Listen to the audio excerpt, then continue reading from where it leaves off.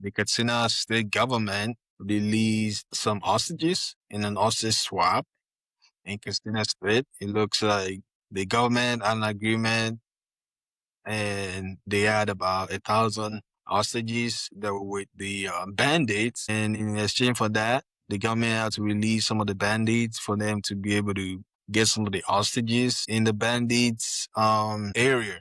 So this is disappointing when you would think that the government will be serious about protecting the peace of the community. I know in most places people negotiate, government negotiate, but do you think it's a good idea to negotiate with terrorists, with banditry, especially when you have the support system to be able to get rid of this banditry in your state and you're still choosing to negotiate, choosing to do a hostage swap?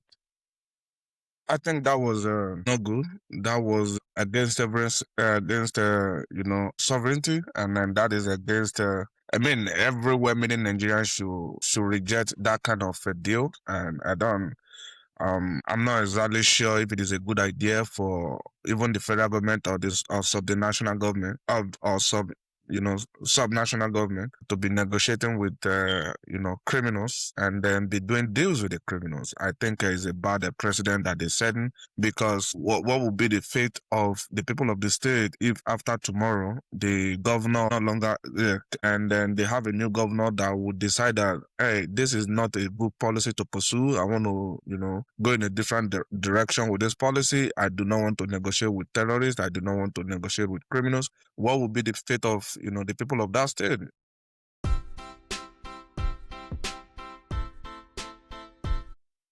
Hello, everyone. Thank you for joining us. And if you haven't subscribed, go ahead and subscribe and engage with us in the comment section. So we're chatting about the news that was released by the TVC Nigeria Facebook page.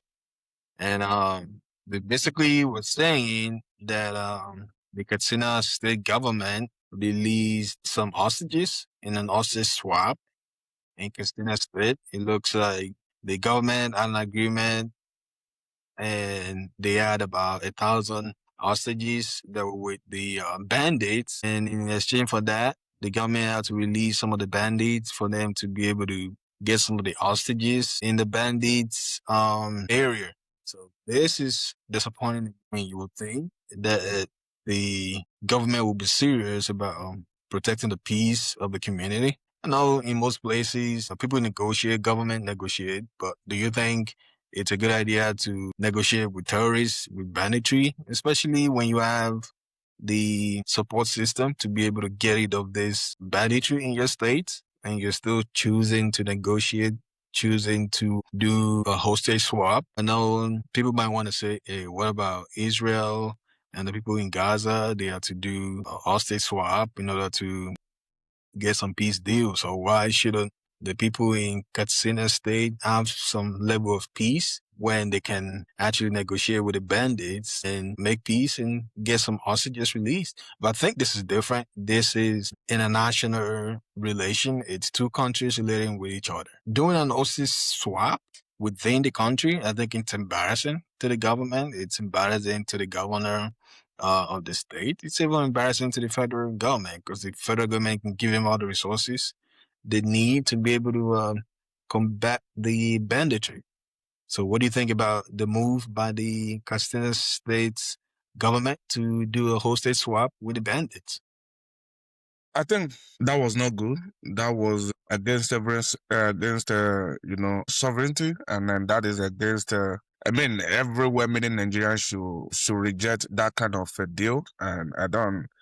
I'm not exactly sure if it is a good idea for even the federal government or this or sub the national government or subnational government to be negotiating with criminals and then be doing deals with the criminals. I think is a bad precedent that they're setting, because what will be the fate of the people of the state if after tomorrow the governor is no longer there and then they have a new governor that would decide that, hey, this is not a good policy to pursue. I want to go in a different direction with this policy. I do not want to negotiate with terrorists. I do not want to negotiate with criminals. What will be the fate of of, the people of that state.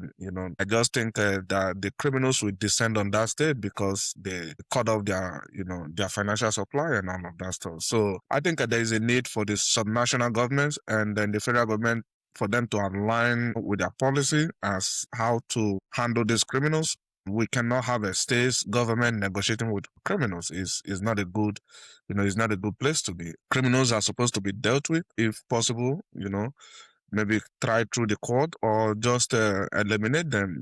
We are not supposed to be pampering them. And this is what the late President Buhari did, to the point that they were sowing ashobi for these people. They were, reintegrating them back into our security architecture. Especially I think they actually recruited a lot of those people into the Nigerian army, and today they are paying the price of that. The general was killed. We don't know who leaked, his whereabouts. And this is not what government is supposed to be doing. Government is supposed to be firm, consistent on how to handle these criminals. Yeah, I definitely agree with your sentiment. I believe this should not happen at all. And the federal government should call the states into order. I'm sure Katsina State is not the only state caught with their pants hanging down. Something similar happened in Quara. Remember those people that were kidnapped on the church? They were suddenly returned. Are you telling me that they were returned without any inducement from the state government or even the federal government? No. So they committed a crime. They should pay for the time. It's unfortunate that when it comes to a situation like this, we find different ways, different justifications for it. We can go tribal line, we can go religious line to be able to justify silly behaviors like this that shouldn't be found in a same country at all. Nigerians should be demanding for better. The people in Katsina State, I would imagine they will be demanding better governors from their team, from their governor in that state. It's just unfortunate that this is what Nigeria has turned into. And sad. People are no longer safe in their own homes. They're no longer safe in their communities. And at the end of the day, the bandits, the government will be the one paying the bandits to go away, will be the one begging the bandits to let peace reign. When you have military, when you have police officers that should be securing the lives and property of people. And if the state government do not have enough police, or the federal government cannot supply enough police, they need to hire more people, more police officers, more security agents to protect the people. You would think it's common sense, but it looks like some people are hell bent on continue making money off of these atrocities going on in that part of the country. And they're not really looking for a solution. They're not interested in fixing the problem permanently. And that is why you will see that the government is still spending a lot of money to lobby the US government to let them know, hey, there's no genocide going on, but there's insecurity issues going on in the country that should be fixed, and the government is not interested. As long as they're not being painted in the bad light, saying that Christians are not being targeted. People have been targeted. That needs to stop. People need to be safe in their states. They need to be safe in their country, and it's the job of the government to keep them safe. Nigerians are already doing too much for themselves. They're already their uh, power producing company. They're already the one fixing their roads, fixing their own infrastructure by themselves. And adding security to that is too much to ask for.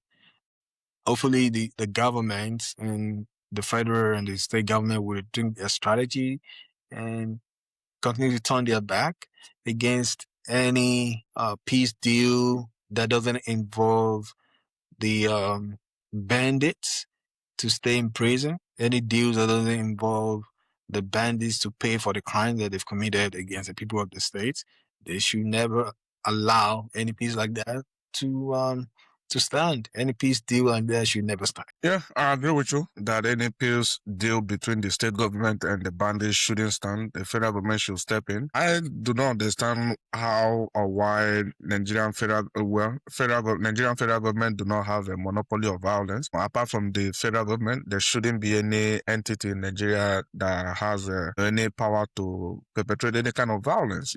Federal government should have the exclusive right to perpetrate violence. But in the last almost 15 years, we've seen this, criminal element, almost, outnumbering the federal government in terms of violence. And to be very honest with you, I know that this is a very, sensitive subject for our brothers in the north. They always try to run away from this conversation, but it looks like they've been coddling these criminals for a long time. In fact, I'm even tempted to, to make the assumption that they're probably making money from this, criminal enterprise. I think this is a fast growing industry in the northern Nigeria, because if not, tell me why these people are not decrying the activities of these, criminals. It's almost impossible to see any of them come out to, to deny or to decry the activities.